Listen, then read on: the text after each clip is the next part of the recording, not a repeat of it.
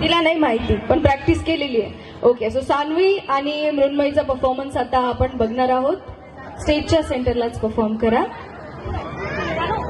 Ready?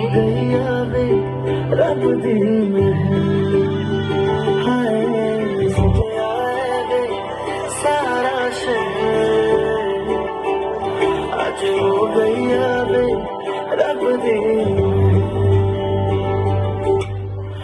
अखियां जो दिखदे हम जो खुशियां तेरी बन जाना आज तो सजना अखियां जो दिखदे हम जो खुशियां तेरी बन जाना आज तो सजना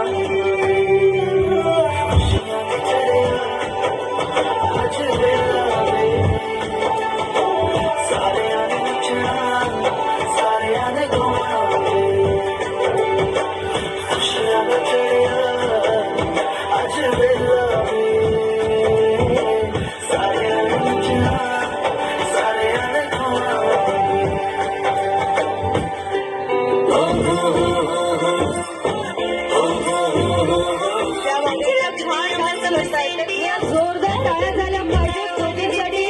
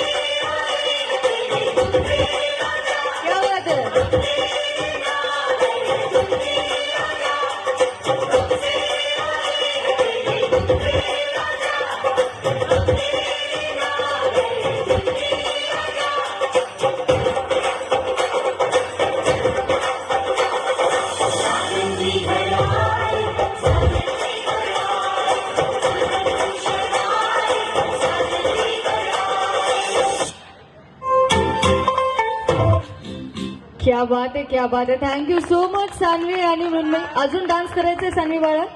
नाही का ग? थकलीस नाही?